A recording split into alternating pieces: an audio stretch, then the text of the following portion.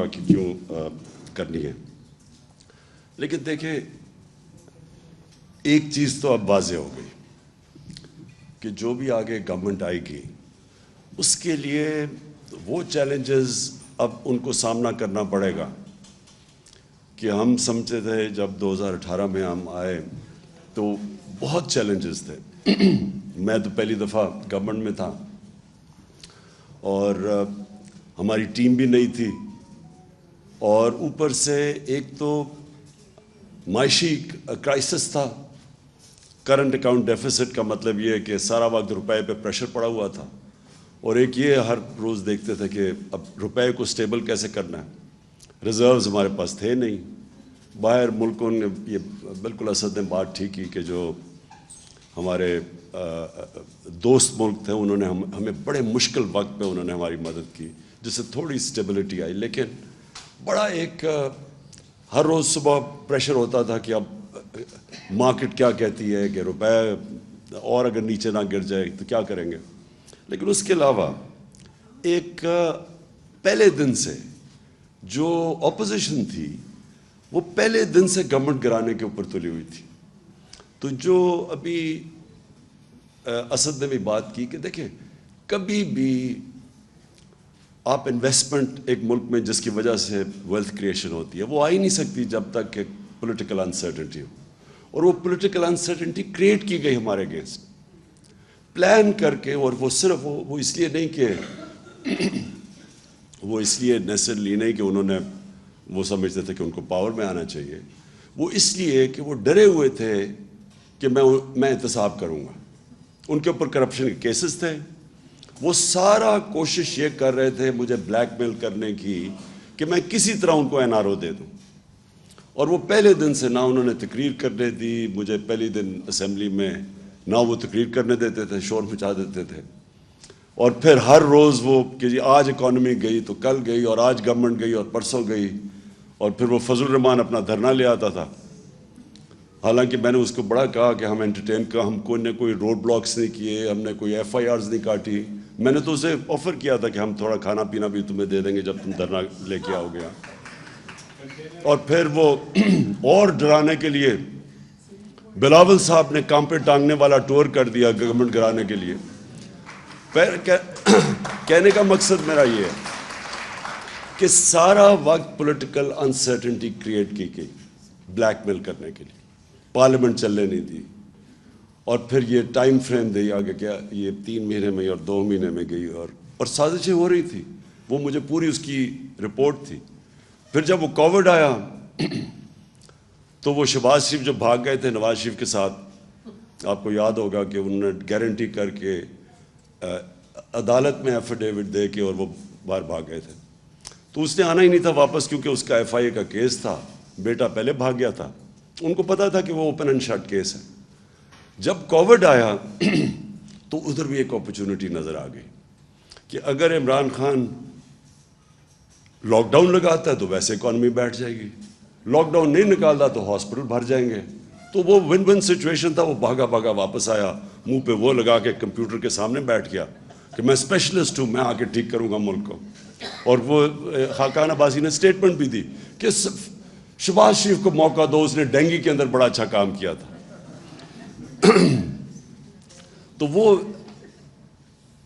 ایک 3.5 سال کا بڑا انریچنگ ایکسپیرئنس تھا, کیونکہ اتنا چیلنجنگ تھا کہ اس کے اندر میں نے سیکھا بہت کچھ.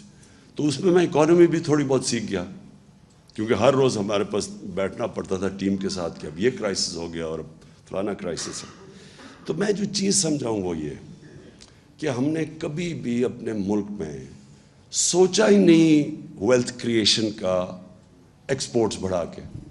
یہ ایسٹ ایشین ٹائیگرز ہمارے سامنے نکل گئے آگے, اور وہ مجھے یاد ہے ہر دوسرے دن آتا تھا کہ میں جی پاکستان کو ایشین ٹائیگر بنا دوں گا, کوئی کہتا تھا. لیکن ایشین ٹائیگر تو بنا تھا ایکسپورٹس بڑھا کے. اور پھر چائنا کی بھی ساری جو گروتھ دیکھی انہوں نے کانسنٹریٹ کر کے ایکسپورٹس بڑھائی تھی. مجھے یاد ہے مہاتر محمد سے میں 20 سال پہلے ملا تو وہ مجھے بتا رہے تھے کہ ہم نے باقاعدہ ایکسپورٹس بڑھانے کے لیے پہلے ہم نے الیکٹرانکس کی اس کو کاٹیج انڈسٹری بنایا. گھروں کے اندر ہم نے چھوٹے چھوٹے اسمبلی پلانٹس لگائے, ادھر سے پھر ہم نے ڈیولپ کر کے آہستہ آہستہ وہ $80 بلین کی ان کی پرائمری ایکسپورٹس تھی پہلے ربر یا ٹن کی، وہ ساری انہوں نے الیکٹرانکس کے پورا انہوں نے اپنی اکانومی اٹھا دی. یہاں کبھی کسی نے کوشش نہیں کی. اور خاص طور پہ یہ جو پچھلے 5 سال میں ہمارے آنے سے پہلے آپ ذرا دیکھیں تو صحیح، وہ ابھی گراف جو شوکت نے دکھایا، وہ ایکسپورٹ اسٹیگننٹ تھی. اور ایکسپورٹس اگر آپ کی بڑھ نہیں رہی تو ملک کا کیسے آگے بڑھ سکتا ہے؟ اور وہی ہوتا ہے، تھوڑی سی ہماری گروتھ ریٹ اوپر جانے لگتی ہے، کرنٹ اکاؤنٹ کے اوپر پریشر پڑ جاتا ہے، وہ پھر ہمیں IMF کے پاس جانا پڑتا تھا، اور اسی سائیکل پہ ہم پھنسے ہوئے تھے. تو ہم نے آتے ساتھ ہی پھر جب کوشش کی ایکسپورٹس کے اوپر، اور بڑا زور لگایا ایکسپورٹس کے اوپر، اور پہلی دفعہ ایکسپورٹرز کو بلایا، کانسنٹریٹ کیا کہ ہم کیسے ان کی مدد کر سکتے ہیں. باہر بھی گیا میں، جتنے بھی دورے تھے، تو میری پوری کوشش ہوتی تھی ہم اپنے ایکسپورٹرز کو ساتھ لے کے جائیں تاکہ ان کی کسی طرح ان کی مدد کریں، کیونکہ اس کے بغیر تو کچھ نہیں ہونا تھا. دوسرا ہمارا اثاثہ اوورسیز پاکستانی ہے، کیونکہ میرا انٹریکشن ان سے بہت زیادہ ہے، اور مجھے انہوں نے سپورٹ، جس کو کہتے ہیں فورن فنڈنگ،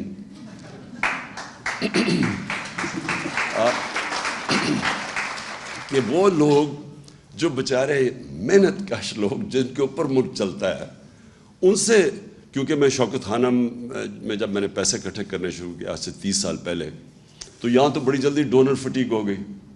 تو میں پھر جدھر پاکستانی تھے دنیا میں، تب سے میرا ان سے ریلیشن شپ ایکچولی میرے پہلے بھی تھی کرکٹ کی وجہ سے، کیونکہ ہم جب کرکٹ باہر کھیلتے تھے تو اوورسیز پاکستانی آ کے سپورٹ کرتے تھے. لیکن جب میں نے شوکت خانم کے لیے پیسے اکٹھے کیے تو میں پھر باہر نکل گیا.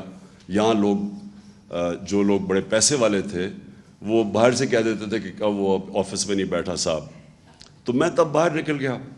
تو میرا اوورسیز پاکستانیز نے میری پھر مدد کی. یہ شوکت خانم جو بنا، یہ سب سے زیادہ کنٹریبیوشن اوورسیز پاکستانیز کی تھی، جس کو ہم فورن فنڈنگ آج کل کہتے ہیں. اس کے بعد جب میں نے نمل یونیورسٹی میں ان سے پیسے اکٹھے کیے، پھر جب آہستہ آہستہ جب ہماری پارٹی اٹھنے لگی تو سب سے پہلے سپورٹ اوورسیز پاکستانیز نے کی، اور ادھر سے پھر ہم نے پیسہ اکٹھا کیا، جس کا یہ الیکشن کمیشن کے اندر اتنا بڑا ڈرامہ چلا ہوا ہے کہ میں ابھی تک حیران ہوں. انہوں نے رات تو فورن فنڈنگ دیکھ ہی لی ہوگی، جو 5-5.5 ارب روپیہ آ گیا 3 گھنٹے کے اندر.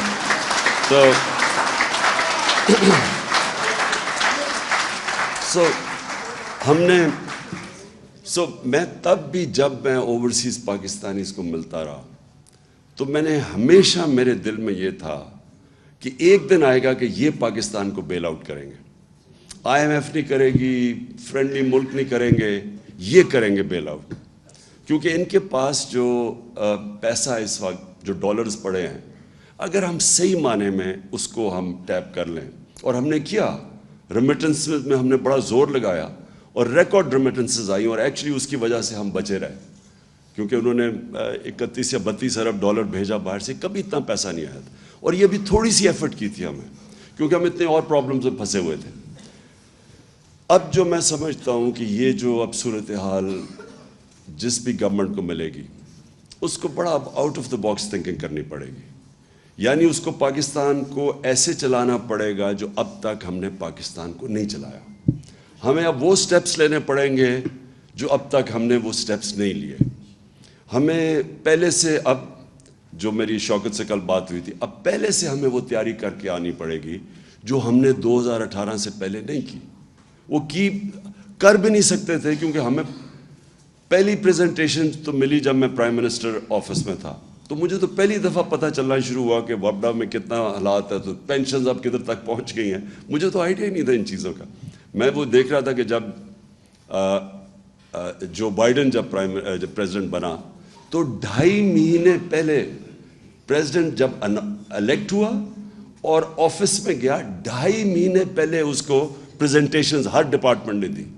تو ان کی پوری ٹیم کی تیاری تھی. جیسے انہوں نے آفس سنبھالا تو ان کے پاس پوری سارا سمجھ تھی کہ کون سی ایریاز میں کیا انہوں نے کرنا. تو میں تو جب پہلی دفعہ آفس میں آیا تو پہلی دفعہ مجھے پریزنٹیشنز ملی کہ یہ جی کرنٹ اکاؤنٹ ڈیفیسٹ کتنا ہے، تو فلانا یہ ہے. تو اب ہم نے فیصلہ کیا کہ ہم اب پوری اپنی اکنامک ٹیم بنائیں گے، اور وہ صرف یہی نہیں کہ اسیس کرے گی، لیکن اب وہ out of the box thinking کیا ہے. اور میں یہ کیوں کہتا ہوں، کہ دیکھیں یہ تو کوئی اکنامکس نہیں ہے نا کہ آپ قیمتیں بڑھاتے رہیں اور پیسے اکٹھے کرتے رہیں. یہ تو کوئی اس میں کوئی جینیس نہیں چاہیے. وہ تو ایم کیو ایم بڑا اچھا پیسہ اکٹھا کر لیتی تھی بھٹا لے کے. وہ تو لوگوں کو پیسے بڑھا دیتے تھے نا. وہ جو دکاندار تھا وہ اپنی قیمت بڑھا دیتا تھا اس سے جب پیسے لیتے تھے. تو یہ تو کوئی اکنامکس نہیں ہے. اکنامکس یہ ہے کہ ابھی ثاقب شیرانی نے بڑی اچھی بات کی کہ دیکھیں سب سے پہلے آپ فیصلہ کریں کہ آپ نے اپنے انسانوں کو پروٹیکٹ کرنا ہے. آپ کا جو سب سے ونربل سیکشن آف پاپولیشن ہے اس کو آپ نے کیسے بچانا ہے. اور یہ دو پارٹیز یہ انہوں نے جو کیا 4 مہینے کے اندر, اس سے واضح ہو جانا چاہیے کہ ان کے ذہن میں کبھی بھی انسانیت ان کے ذہن میں نہیں آئی. ان کا صرف ذہن ہوتا ہے کہ پیسے کیسے بنانے اور کرسی پہ کیسے بیٹھنا اور اس کا فائدہ کیسے اٹھانا ہے.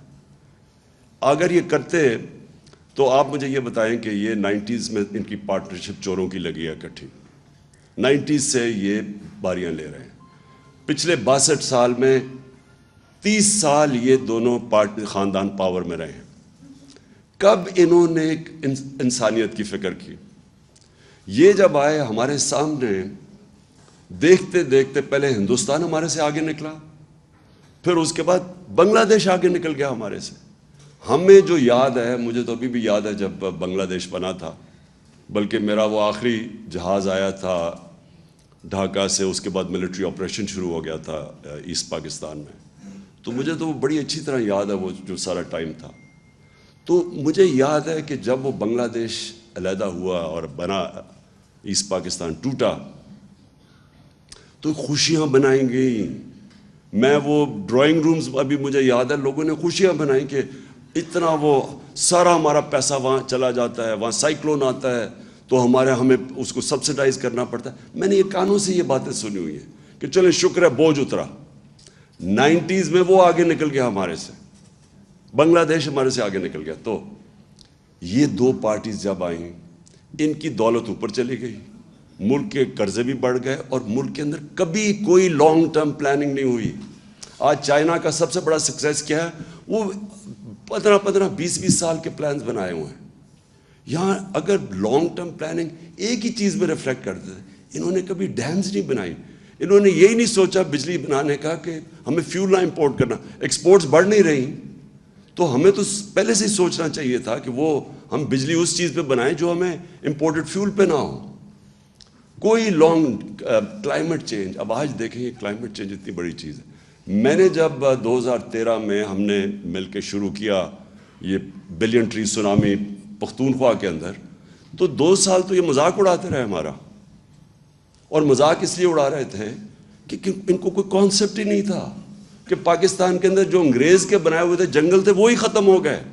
ہم بچپن میں جایا کرتا تھا اپنے بڑوں کے ساتھ شکار پہ, تو یہ بڑے بڑے جنگل تھے, چھانگا مانگا, کندیاں, میاں والی میں, یہ چیچا وطنی میں بڑے جنگل تھے, وہ انگریز کے بنائے ہوئے.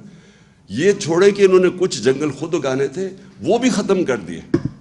تو کوئی کانسیپٹ ہی کسی کو نہیں تھا کہ موسم گرم ہو رہا ہے. پاکستان 10 ملکوں میں سے ہے جو سب سے زیادہ ونربل ہے کلائمیٹ چینج پہ. کبھی کوئی کانسیپٹ نہیں تھا, کوئی لانگ ٹرم پلاننگ ہی نہیں تھی ان کی. اور پھر جب کووڈ آیا, میں ادھر سے شروع کریں, جب شہباز شریف آیا اور اس نے منہ پہ وہ لگا کے اور کمپیوٹر پہ بیٹھ گیا, انہوں نے کیا کہا, سب سے پہلے انہوں نے شور مچا دیا کہ عمران کو لاک ڈاؤن کرو پاکستان کا. ان کی سب کی سٹیٹمنٹس ہیں کہ عمران خان کے اوپر FIR کاٹ دو, یہ لاک ڈاؤن نہیں کر رہا. ان کی اسمبلی میں سٹیٹمنٹس ہیں. بلکہ انڈیا کی تعریفیں شروع کر دی, جو نریندر مودی نے وہاں کرفیو لگایا تھا اس کی تعریفیں کرنی شروع کر دیں کہ وہ دیکھو کتنا اچھا کام کر رہا ہے اور یہاں کوئی لاک ڈاؤن نہیں لگ رہا. کیونکہ انہوں نے کبھی غریب کا سوچا ہی نہیں ہے. میں بار بار ان سے پوچھوں کہ مجھے یہ بتاؤ کہ وہ دہاڑی دار کا کیا بنے گا. یہ اسد وہ NCOC میں تب یہ تھا, تو ہماری کیا آرگیومنٹس, کیا ہم ڈسکشن ہوتی تھی. پہلے تو آپ سوشل ڈسٹنسنگ کی بات کر رہے ہیں, ہمارے یہاں کچی آبادیوں کے اندر 10-10, 8-8 لوگ ایک کمرے میں ہیں, وہ کدھر سوشل ڈسٹنسنگ ہوگی. پھر وہ جو دیہڑی دار ہے وہ اگر تنخواہ اگر پیسے نہیں کماتا, چھابڑی والا ہے, وہ کیسے اپنے بچوں کو پالے گا. میں کہتا رہا نہ لاک ڈاؤن لگاؤ بلکہ پارشل لاک ڈاؤن لگاؤ. وہ سندھ میں وہ مراد علی شاہ نے وہاں لاک ڈاؤن لگا دیا. اور 2 ہفتے کے بعد کوئی گاڑی جاتی تھی غریب علاقوں میں, اٹیک ہو جاتا تھا اس کے اوپر, بھوکے لوگ تھے سارے. اس نے پھر ڈر کے پھر میرے کندھے پہ بندوق چلائی. اس نے کہا اچھا اب آپ کہہ رہے ہیں تو ہم لاک ڈاؤن ہٹا رہے ہیں, کیونکہ وہ ڈرا ہوا تھا کہ اگر وہ ہاسپٹل میں زیادہ لوگ آ گئے تو پھر میرے اوپر وہ بلیم کرے گا. لیکن میں صرف اسے ایک مینٹل ایٹیٹیوڈ آپ کی بتانا چاہتا ہوں کہ ان کے کبھی بھی ذہن میں عام آدمی نہیں تھا. انہوں نے سوچا ہی نہیں کہ عام آدمی کیسے گزارا کرے گا. دیہڑی دار ہے, یہ ہے, کتنے لوگ ہیں. ہمارا جو لیبر ہے وہ زیادہ تر تو انفارمل سیکٹر میں ہے, اس کی تو کوئی رجسٹریشن ہی نہیں ہے. تو آپ کیسے ان کی مدد کریں گے؟ اس لیے مجھے کہتے ہیں جی وہ دیکھو چائنا نے کیا کیا تھا. ووہان سٹی میں جب چائنا نے لاک ڈاؤن لگایا تھا, ایک ایک گھر پہ کھانا پہنچایا تھا انہوں نے. تو ہمارے پاس تو تھا ہی نہیں. تو لہٰذا جب ہم اس ساری چیز سے نکلے, میرا ایمان اللہ میں ہے کہ وہ ہمیشہ جب ایک غریب کی آواز بھی سنتا ہے, اس کی دعا بھی سنتا ہے, اس کی تکلیف بھی سنتا ہے. وہ جب آپ اپنے لوگوں کو کرش کرتے ہیں, سوچتے ہی نہیں ہیں اب IMF یہ کہہ رہا ہے تو چلو یہ کر دو. انہوں نے آتے ساتھ ہی جتنے سٹیپس اٹھائے ہیں, ایک دفعہ مجھے بتائیں کہ ایک عام آدمی ان کی ذہن میں فیچر کیا ہے کہ آج یہ ابھی جو فگرز بتائی ہیں ثاقب نے, جو کہ 45% اگر کنزیومر پرائس انڈیکس, میننگ کہ وہ کھانے پینے کی چیزیں جو عام آدمی کو افیکٹ کرتی ہیں, جو بجلی ہے جو عام آدمی کو افیکٹ, انہوں نے سوچا کہ اس کے اوپر کیا گزر رہی ہے. یہ صرف اور صرف سوچ رہے ہیں اپنی, صرف میں آپ کو آج بتاتا ہوں کیا سوچ رہے ہیں. انہوں نے NRO کیسے لینا ہے, اپنی کرپشن کیسز کیسے ختم کرنے ہیں, انہوں نے کیسے اب یہ عام آپ مارکیٹ میں چلے جائیں, ان کے وزیر لگے ہوئے ہیں پیسے بنانے کے لیے, ان کو کوئی فکر نہیں ہے. ان کے ذہن میں بھی نہیں آ رہا کہ عام آدمی کے اوپر آج کیا گزرے گی جو انفلیشن ہے. سم اپ میں یہ کرتا ہوں, ہمارے جو اب چیلنجز ہیں بڑے چیلنجز ہو گئے ہیں پاکستان کے لیے, جو اب ہمیں سوچنا ہوگا کہ ہم نے اب کیسے کیا سٹیپس لینے ہیں. انشاءاللہ اگر ہماری حکومت آتی ہے تو وہ ہمیں وہ سٹیپس لینے پڑیں گے جو آج تک پاکستان میں کسی نے نہیں لیے. وہ واقعی وہ بڑے فیصلے کرنے پڑیں گے جو ابھی تک ہم نہیں کرتے. ہم کسی نہ کسی اپنی گورنمنٹس بچانے کے لیے پیچھے ہٹ جاتے ہیں. وہ جو فیصلے ہوں گے اس میں جو سب سے نمبر 1 جو فیچر کرے گا کہ ہم نے کیسے پروٹیکٹ کرنا ہے اب اپنے یہ ونربل لوگوں کو, اس کو ہم پرائیورٹی بنائیں گے. اس کے بعد ڈیولپ کریں گے اپنے باقی سارے پلانز. اور میں جو سمجھتا ہوں کہ جو آگے فیچر کرے گا, جو سب سے بڑے ہمیں اس ملک کو نکالے گا, اب جو آگے کرائسس آ رہا ہے اس میں ہمارے اوورسیز پاکستانی ہیں. یہ وہ لوگ ہیں اگر ہم صحیح معنی میں, اور ہم ڈیوائز کر رہے ہیں ابھی سے, ہم نے پلاننگ شروع کی ہے کہ ہم کیسے ان کو انویسٹمنٹ یہاں کروائیں اپنے ملک میں. کیا چیز, کیونکہ انویسٹمنٹ کا سب سے بڑا پرابلم پاکستان میں کیوں ہمارے دور میں ہم نے, اور بلکہ انویسٹمنٹ آ رہی تھی لیکن رکاوٹ کیا تھی کہ جی اب گورنمنٹ جا رہی ہے تو 2 ہفتے میں جا رہی ہے, 3 ہفتے میں جا رہی ہے, اب دھرنا ہے. اس کی وجہ سے ایک انسرٹنٹی کریٹ کی ہوئی تھی. تو پولیٹیکل سٹیبلٹی سب سے پہلے بہت ضروری ہے, اور اس کے بعد اوورسیز پاکستانی ہماری پرائیورٹی ہونی چاہیے کہ ان کو ہم کیسے ڈرا کر سکتے ہیں کہ جو ہمارا کرنٹ اکاؤنٹ ڈیفیسٹ بڑھ جاتا ہے, اس کو ہم کیسے اس انٹرم پیریڈ میں کور کریں. میں نے 2 بڑے پروجیکٹ سوچے تھے اور دونوں اوورسیز پاکستانی اس کے لیے تھے. ایک ابھی جو راوی سٹی, ایک نیا شہر, کیونکہ وہ سب سے زیادہ اس میں اوورسیز پاکستانی کا انٹرسٹ تھا. دوسرا ایک بنڈل آئلینڈ ہے کراچی میں, بالکل وہ پڑا ہوا ہے ایسے ہی, سارا سیوریج جا رہا, یعنی وہ کوئی بیکار جگہ ہے. ادھر سے ہم نے پوری پلاننگ کر لی, بڑے انویسٹرز آ رہے تھے, دبئی سے بڑے کنسورشمز آ رہے تھے اس کے اندر انویسٹ کرنے. دونوں سیبوٹاج کیے گئے. بنڈل آئلینڈ ہم کام شروع کرنے لگے, سندھ گورنمنٹ نے NOC وڈرا کر لیا.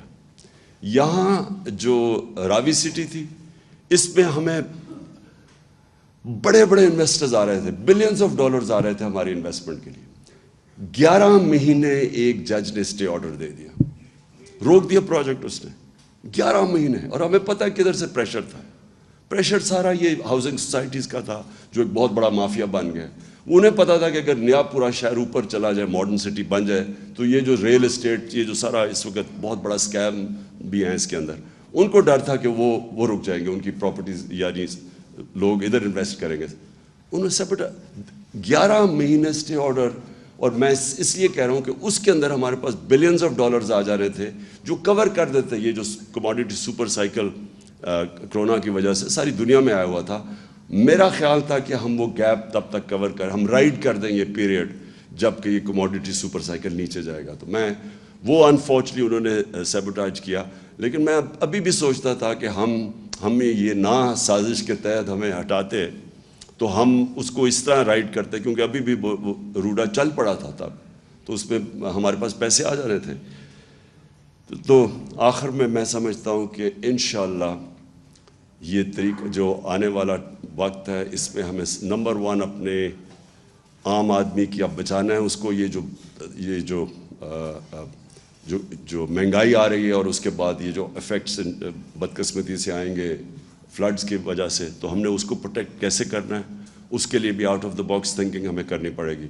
اور جو پرابلمز آئیں گے اور جو ہمارے کرنسی کے اوپر پریشر پڑیں گے وہ انشاءاللہ ہم اب ڈیوائز کر رہے ہیں طریقے کہ کیسے ہم اوورسیز پاکستانیز کو انویسٹمنٹ کروائیں گے پاکستان میں, ان کے لیے بھی ون ون سچویشن ہو اور ہمارے ملک کو بھی یہ مشکل وقت سے نکال دیں. شکریہ جی.